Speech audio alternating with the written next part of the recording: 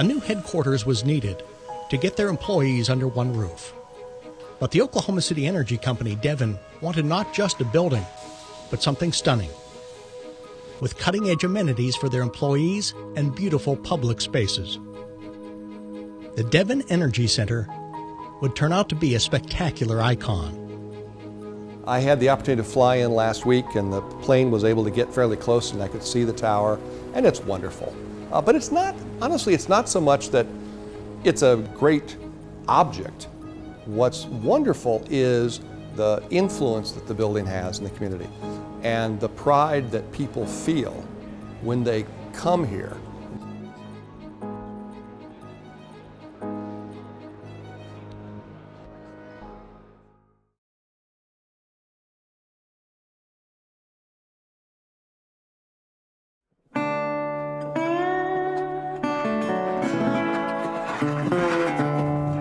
The land was God-forsaken and barren, but many saw it as paradise. On April 22, 1889, hundreds of men, women, and children did a chaotic sprint across the prairie, seeking a piece of land in what would become Oklahoma City. Among the new arrivals was Charles Colcord, a cattle rancher who had bounced around the South, but settled down when he got land in Oklahoma City. He became the city's first sheriff, started a bank, and developed neighborhoods. He was an original investor in the Glen Pool oil field, and when it became the biggest in the world, Mr. Colcord had a fabulous fortune. In 1909, he would use his wealth to build Oklahoma City's first skyscraper. The 12-story Colcord was a fancy symbol of the city's accomplishments. The Colcord has always played a part in Oklahoma City's business life. So many people over the 100+ years this building has been here have had their offices here, conducted business here. It's fitting that this gem from yesteryear sits in the shadow of the city's new architectural wonder, the Devon Energy Center.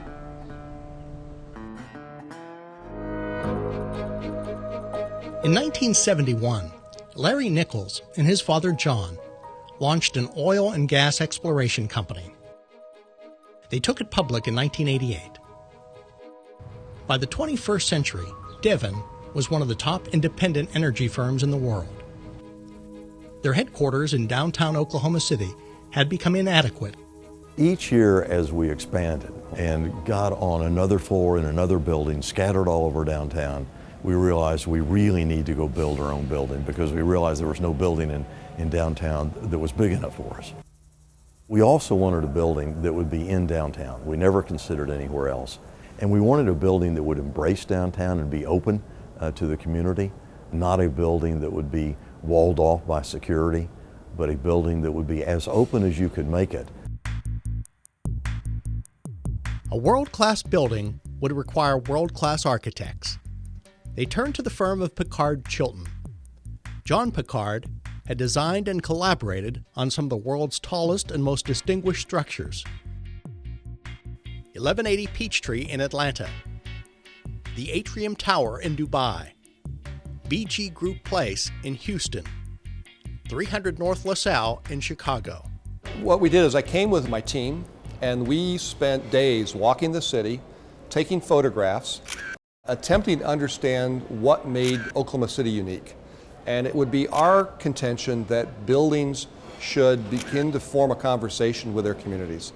A building that's perhaps appropriate for Manhattan may not be appropriate for Oklahoma City. And they hot glue them. Devon Vice President Clay Kimker and Chairman Larry Nichols would work closely with the architects on a design. In looking at the design, we first went to Grand Central Station. And Grand Central Station is perhaps the most special public space in the United States. We then toured the Winter Garden at the World Financial Center, which is another great public space. We didn't copy those spaces, but we asked Pickard-Chilton to design a public space for Oklahoma City that would emulate those great public spaces, but that would be compatible with Oklahoma City. As I traveled around the country, you saw an awful lot of buildings that were squares with flat roofs. And while they had slight variances, when you thought about it, it was just another square or rectangle with a flat roof. And we thought surely there's something a little more interesting that would give our employees pride in where they work. I think one of the architects brought up, well, you know, we can build a very tall building. And one of the first things our chairman said, that doesn't matter at all. We don't care about that. It's whatever it winds up, it's because that's what we needed. After years of meticulous research, Devon settled on a design for its headquarters. In the fall of 2008, they unveiled their plans to a curious public. The center attraction of Devon's new headquarters, a 50-story glass skyscraper, would be the tallest in Oklahoma. Devon is building a home for the 3,000 employees, and they wanted the building to be the right building to meet their business needs. Equally important was the desire to contribute to the character of Oklahoma City. So often a corporate user will focus only on shareholder interest, and to be frank, the community be damned. In the case of the Devon Tower, it was we care about the interests of the community and the interests of Devon shareholders and of Devon employees. Oklahoma City Mayor Mick Cornett was impressed with Devon's desire to improve the city. When the announcement for the building was made, most of the country was going through a really tough economic time. Projects were being scaled back, and here a project in Oklahoma City was being announced that was the grandest of all. And so I think it sent a clear message to especially those in the architectural community and the construction community that, yeah, things aren't good in a lot of places, but in Oklahoma City something special is occurring. You can imagine a project of this scale, they come with a lot of challenges. We notified the FAA that we were building a tall structure, and the FAA came back and actually told us that the building was too tall and we couldn't build it as tall as we had intended to. So that led to some interaction and working with them to think about the local flight patterns and all of that. In 2009, an economic meltdown had stopped just about every major construction project in the world. Yet Devon's headquarters, the largest private development in state history, was pushing on without delay. We made the decision very early on not to involve banks or debt financing in this project, just to finance it out of cash flow so we didn't have to deal with any other parties. We could make our own decisions at our own time. While we knew we were going into a serious recession, we're not building this building for the next year or the next 2 years. This is a long-term project. We're building for Devon's growth. There's an enormous amount of disruption that occurs with this. We took a huge number of parking spaces out of commission, for example. So thinking about what we could do to mitigate that effect, and what we did on the project was we accelerated the redevelopment of the parking structure, and then we were able to open that back up and essentially replace parking spaces early in the project. Gosh, about 90% of the discarded materials from this building, we're talking about packing crates and pallets and all of those types of things, got recycled. They didn't get tossed into a landfill. When construction hit full stride, as many as 1,500 steelworkers, electricians, plumbers, and painters were on site each day. Calisthenics were instituted to keep workers alert, limber, and safe. Scott Rowe is a safety coordinator. I don't know one single person that's ever worked on this building that didn't have a little bit of pride, a little bit of walking out there and saying, hey, I helped build that. It's been an honor to be a part of this project. It's something that's that historical and will be here for generations. You know, we can tell our kids, our grandkids, and their kids and grandkids.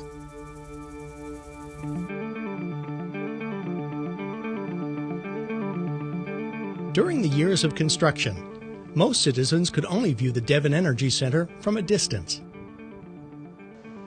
But finally, in 2012, construction fences were pulled away, and anyone who desired could stroll into the main entrance. And the rotunda acts as a kind of a wonderful, grand civic room that allows the north-south axis core to shore to be preserved. So you can come through the parking deck and flow down to Myriad Gardens. It also allows and invites people to come in from Sheridan Street. Everybody comes to the center And then from there, it's like the piazza in a great Italian city. Then you move on to your destination. But it brings people together, and I'd like to think that the rotunda will inspire the best in people. It's filled with natural light. As you walk into the rotunda, and I've watched people now, and they'll come in and they'll look around, and then suddenly they'll look up with this sort of surprise, and then they will just, boom, they'll just stare up to the tower. One aspect of the building that's not so apparent to the human eye is the energy efficiency. The Devon project has achieved certification, commonly known as LEED. And you have to meet certain energy prerequisites in order to ultimately be certified. How much and how you use water, and you get certain points for reducing your water consumption by 20%, 30%, etc. Many Oklahoma Cityans will recall that this used to be one big swath of concrete. It was a big parking lot. That contributed to it being classified as a brownfield spot, so we've created almost 2 acres of green space. We have well over 100 new trees that are planted on the site, so enhancing the site from that perspective contributed to achieving a LEED certification. From the outset, the design team worked under the premise that such a prominent place, like the rotunda, should be built with fine materials, like hand-selected sandstone from India that was used in some walls. You know, it's just like I'm standing in the middle of the earth about 12, 14 feet down. But it's very special to those of us who work in stone and drill in stone constantly. Woods were taken from sustainable forests, including some from the Republic of Congo. The rotunda's granite floor came from Kashmir, India. The materials that we selected, so many stones, 29 different stones. We're a geological company. We work with rocks and in the ground and in the strata. On any given day that you come down here, you might see a geologist kneeling down and looking at the stone on the floor or on the wall. It's very important to them. The spiral design in the floor was the idea of architect Jon Pickard and represents the shape of a nautilus, a creature often encountered in geology. He took the Indian Kashmir stone, the gray stone, and then he interspersed Calicotta caldea, which is an Italian stone. It's also the stone that you see, the white stone that you see on the walls. This stone comes from Carrara, Italy, which is about the quarry, actually about 11 kilometers from where Michelangelo selected his stone for the carving of David. So it's quite a historic area. And then decided that we should have a medallion in the center. There really wasn't much debate on what the medallion should say. There are 3 buildings that comprise the Devon Energy Center. The rotunda in the center is flanked by the tower on one side and the garden wing on the other. Each design around a specific need. The garden wing has about 60,000 foot floor plates, but those floor plates are very utilitarian. They contain a very important record center, which records don't do well in towers. The tower shape doesn't fit for that. It contains a conferencing center, contains an excellent training center, and if anyone who knows Devon knows that we're very, very strong on training. On the ground floor of the garden wing, Nibu serves up a wide selection of food with an emphasis on healthy options. It has quickly become a popular spot even for those who don't work at the building.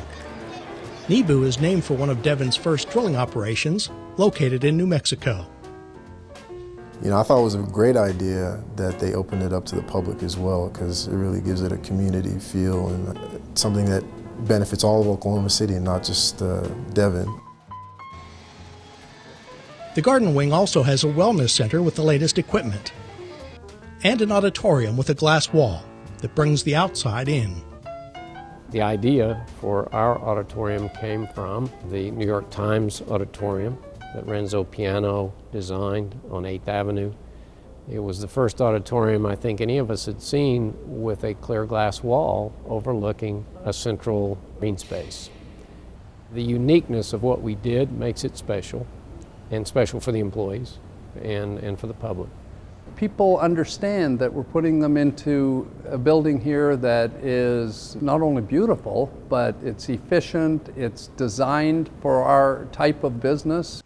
It's cutting edge from a technological perspective. So from all of those points of view, people like to be here. And employees that we're trying to attract to this company, that come to visit us, that interview for jobs, want to be part of. St. Louis has the Arch, San Francisco the Golden Gate Bridge. Now Oklahoma City has a new symbol of the city's renaissance. The building in some respects is on the edge of the historic downtown. We wanted to make sure that it didn't feel like it was left out or disconnected. And so the multifaceted geometry allows the building to reach out back to the city. When you're in the city, you really don't want to wall off part of the city. When you look at this most unique shaped building, there is no front or back. I defy you to find the front or the back. There isn't one. And one of the interesting things about the shape of the building and the glass is that it changes colors all the time. It reflects the light in different ways at different times and makes it a lot more interesting than your typical square or rectangle. In essence, it's, in my mind, a kind of a column. And like a good classical column, we chose to, as the tower rises, we chose to bring those surfaces in just very, very subtly. It just gives the tower a sense of refinement, which is the same kind of refinement that you would see in a classical column. We did a little bit of sculpting at the top. So you have these unique facets, and what they do is they get a sparkle of the sun and they mark this crown of the building. What's even more important is at the top, there's this wonderful big triangle. So often in a tall building, that's just a bunch of mechanical space. In the Devon Tower, that is going to be one of the great public event spaces ever. It's called VAST. It's the only restaurant of its kind probably between Chicago and the West Coast. A new, very upscale restaurant on the top of a major high-rise building. The details are just incredible. We have a very large and extensive menu that we offer, and it's priced proportionate to the market. It's just because it's on the top of a building, 726 feet 2 inches, I think, doesn't mean it's the most expensive restaurant you've ever gone into. We're the most special thing in this half of the country, if you will. Between the vast restaurant at the top and the public space on the ground floor are the offices of thousands of Devon employees. There is an abundance of sunlight and extraordinary views. We have floor-to-ceiling glass lines, 10 feet, and then wherever we have a perimeter office, the fronts of those offices are actually glass as well. So if you happen to be sitting on the interior space, a tremendous amount of natural light is still coming in from the floor-to-ceiling windows on the outside perimeter, but that light comes all the way in through the offices into the interior spaces. Researchers have found that natural light contributes amazingly to a person's ability to just calm down. Heart rate goes down. And it's not just the amount of foot candles, because we can turn on the overheads. It's actually the quality of the natural light. Just that simple strategy really does produce a sense of well-being, and it will truly enhance productivity in the office place. And the building is built in a way that heralds environmental stewardship, both from a power consumption point of view, from a water use point of view, and many other factors. So all of those things have made this building a place that our employees are proud to work in.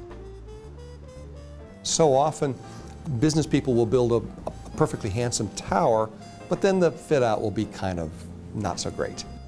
Devon was committed to their employees. And so at every level, in the quality of the interior furnishings, in the highly sustainable approach we brought to the design, vast amounts of fresh air that employees have, the ability to control their environment thermally, all of that, you add it up, is what makes the project so very, very unique.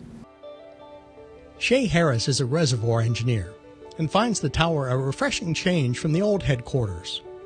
You know, scheduling meetings, there's so many meeting spaces in comparison to the old building where we were kind of, you know, it was a little bit of a hustle to find an open meeting space. There's so many floors, so many open meeting rooms, cutting edge audiovisual facilities.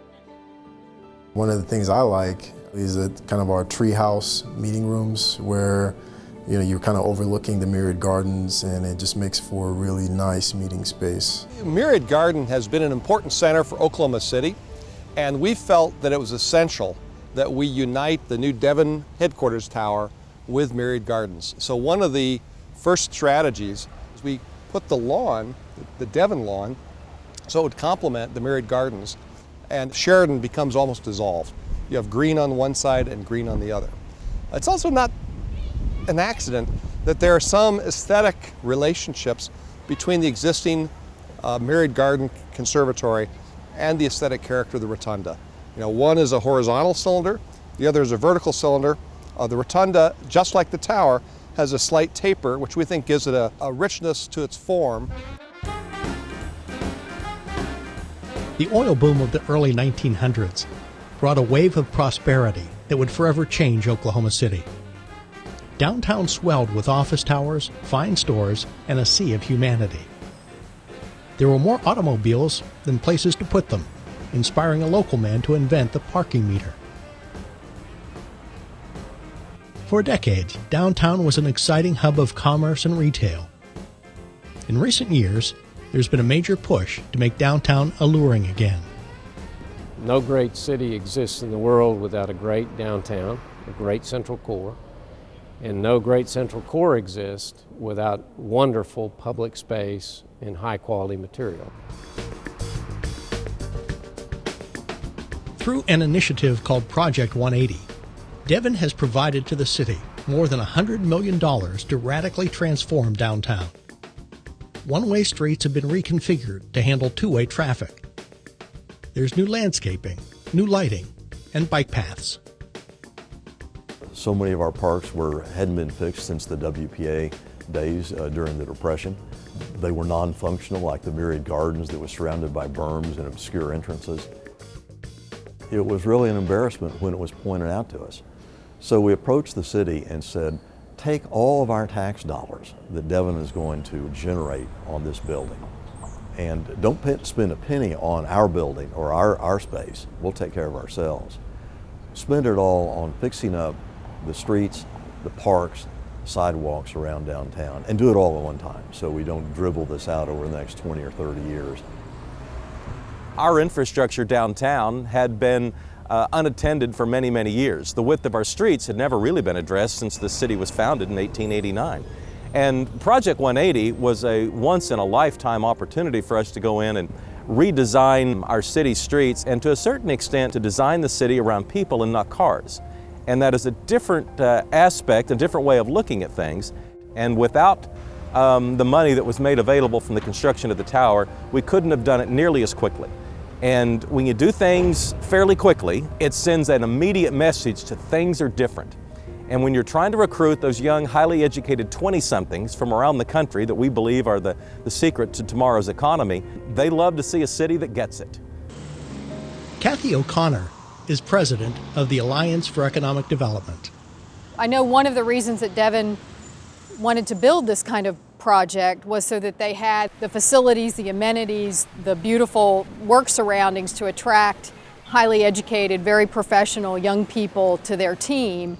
And I think that having these kinds of developments in downtown Oklahoma City helps the whole community be able to do that.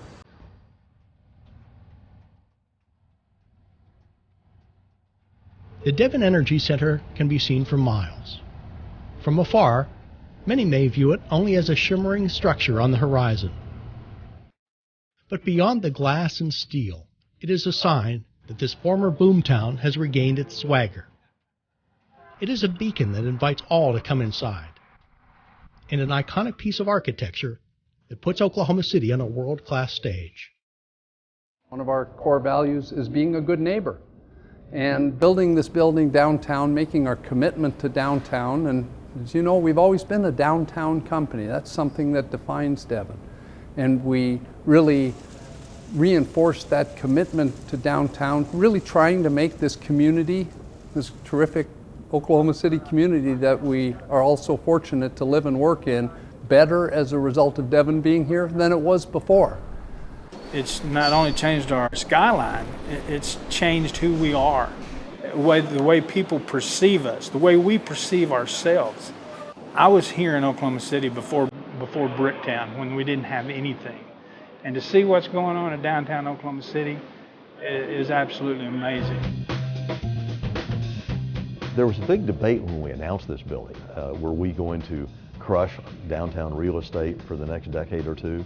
Or would the amount of space, some 750,000, 800,000 square feet that we vacated from Class A space, would that allow others who want to move back downtown or move in from out of town to take advantage of that opportunity? It was really, is the glass half empty or half full? And absolutely delighted with the results, because we've seen companies like Continental Resources move their corporate headquarters here, move hundreds of high-paying jobs into Oklahoma City. Sandridge is doing an absolutely wonderful job in renovating the old Kerr McGee building and the entire block that surrounds that. You know, we all build on the success of others and hope others will build on our success. It was important to us when we built this building to make it part of the community, not only make it a beautiful and iconic structure, which it is, but to invite the people of Oklahoma City into this building. And it's really great during the day and on weekends to see the public, the citizens of Oklahoma City, walking into this building and being able to participate in it. Every day in our restaurant at Nebu, that terrific restaurant we have on the ground floor, we have so many members of the public that come there, some of them with their kids, some business people from downtown that use the building, and we're really proud to have been able to build a building that really helps to make this community even better than it is today. The Devon project is the most important project of my life.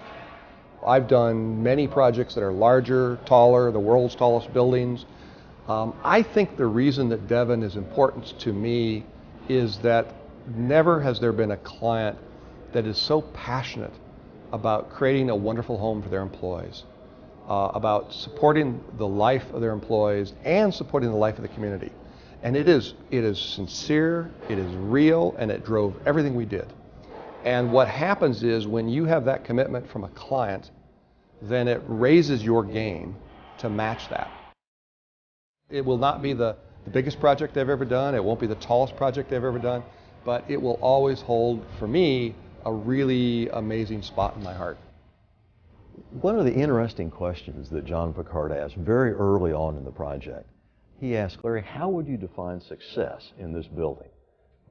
I would define success if each of our employees went home and said to their spouse, to their kids, to their neighbors, to their relatives that this is the neatest place I've ever worked.